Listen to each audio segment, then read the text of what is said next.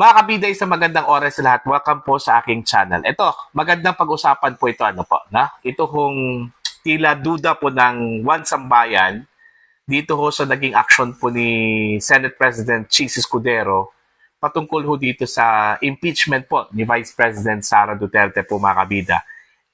Alam naman po natin na medyo cold po itong si SP Chis Escudero, ano po, no? Na gawin po yung trial po ni VP Sara during the break po, no? Kasi alam naman po natin na nasa break po ngayon ito hong mga mababatas po natin, both houses, ano po, no? House of Representatives at saka ito pong Senado, ano?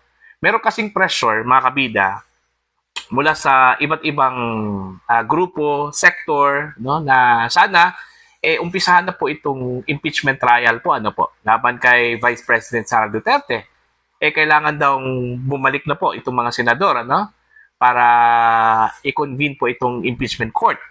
Nanindigan po itong si Senator Chis na hindi ho nila pakikinggan yung mga sentimento mula sa iba't ibang mga panig, ano, either pro or anti-Sara, ano po, no?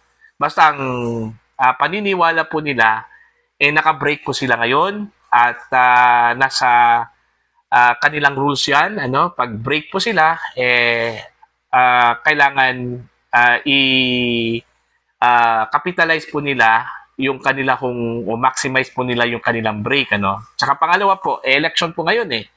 So kailangan po daw na mga ngampanya po itong mga kasamahan po niyang mga senador, ano. Lalong-lalo na po yung mga re-electionist na mga senador po, mga kabida, ano po.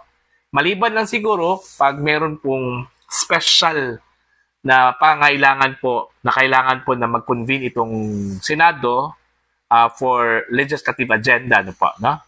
Kasi ho, yun yung nakalagay po sa batas eh, no? Pero ang problema lang po, itong impeachment ay hindi ho ito maituturing legislative agenda, no? Nakaiba po ito, mga kabida, kaya medyo nasa gray area po ito, ano? Kaya ang pasya po ni Senator Chis na gagawin namin itong trabaho po namin to convene as an impeachment court, pagbalik na lang po namin, ano, by June 2, ano, mga kabida. Dahil ho doon, medyo marami hong umalma, no? At isa na po yung umalma po, mga kabida, ito pong One Sambayan. In fact, meron po silang duda na baka daw naka-benefit po itong si Chis Escudero, ano po, dito ho sa kanya kung pagmamatigas, ano po, mga kabida, na huwag i-daos ito pong impeachment trial ni VP Sara during the 4 months break, ano po, no? Ito, may post po itong People's Tonight, ano? Alright, babasahin ko po, mga kabida, no? Ipa-flash ko sa screen para masundan po ninyo ako, ano po. Ito, kasabay ng paulit-ulit na pagpuna ni Senate President Chis Escudero saan niya'y pag-aapura ng ilang kongresista, legal luminaries at iba pang sektor na simulan na ng Senado ang impeachment trial. Pinuna ng opposition coalition na One Sambayan ang unconstitutional rush na biglaang pag-a-adjourn ng upper chamber matapos tanggapin ang articles of impeachment ng Kamara laban kay Vice President Sara Duterte. Yun po. So, yun yung kanila kong duda, no? Bakit daw biglang nag-adjourn itong Senate? Kung tutuusin po, yung schedule po ng adjournment po, mga kabida, last session ay February 7 pa po, ano? Mas nauna po sila ng 2 araw. Okay? Pebrero 5 po, nag-adjourn na po sila, no? Ito po, Pebrero 5 nang biglang nag-adjourn ang Senado, gayong Pebrero 7 pa po ang session break ayon sa Senate resolution na pinirmahan mismo ni Escudero. Ayun. So, bakit po maaga ho silang nag-adjourn? Parang itinaon po nila, mga kabida, no po, no? Dito ho sa pagta-transmit po ng articles of impeachment, ano po, no? From the House of Representatives papunta po ng Senado, ano? Ito, patuloy po tayo. Ito po yung sinabi nila. Why that unconstitutional rush? Who benefited from premature adjournment? Ito yung tanong, ano?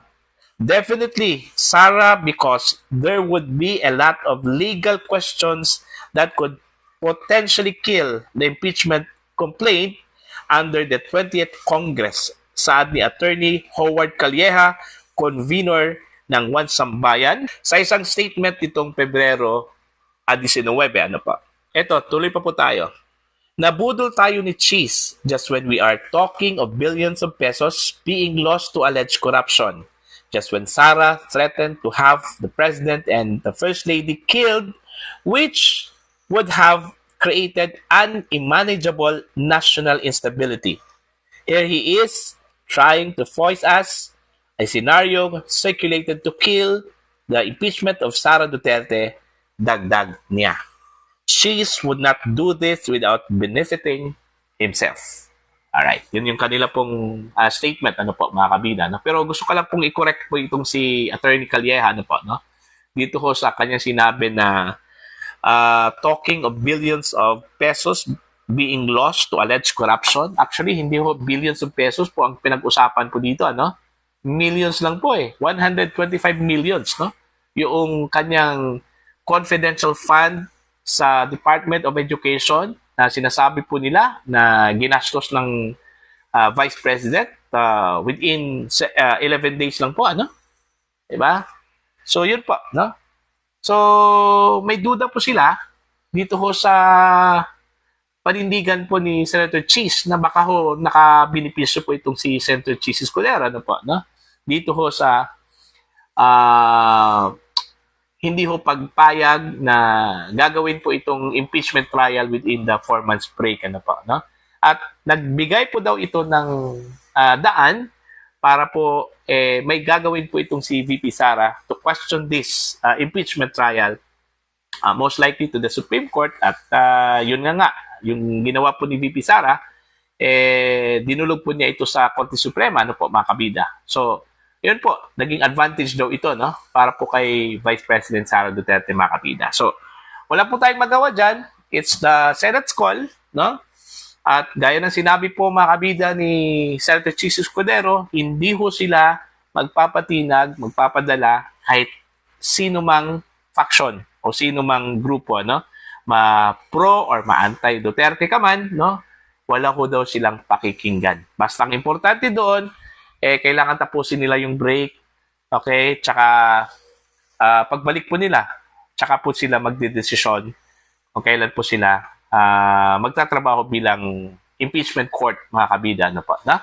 Kasi ang pagkakaintindi ko po doon sa sinabi po ni Senator Cheese, mga kabida, kung tutuusin, yung sinasabi po nila na pwede ho ang presidente na magtawag po ng special session, ano po, no? Pero magdedepende pa rin yan sa mga senador, ano? Okay? Even the president himself, sinabi po ng Pangulo na hindi ho siya magtatawag ng special session unless meron pong request mula sa Senado, ano? Yung sinabi po ni Senador Coco Pimentel na kailangan po nila ng caucus, ano? Ang problema dyan kasi kung papayag ba itong mga ibang senador na magkakaroon po ng caucus, ano? Nasa break po sila Lalong-lalo na po yung mga re-electionist. Busy po na nangangampanya po itong mga re-electionist senators po, mga kabida, no? So, imposible talaga na isasakripisyo po nila yung kanilang political career dahil lang po dyan sa impeachment trial na yan, ano? Tsaka pangalawa, break na po Diba? Tama yung sinabi po ni Senator Cheese na kung meron man pong may kasalanan po dito kung bakit nagkaganito po yung sitwasyon, yung House of Representatives. Kasi bakit alanganin yung kanilang pagsampa po ng impeachment complaint. Trinanspit po nila, mga kabida, yung articles of impeachment during the day kung saan po ay nag-adjourn po itong Senate, ano?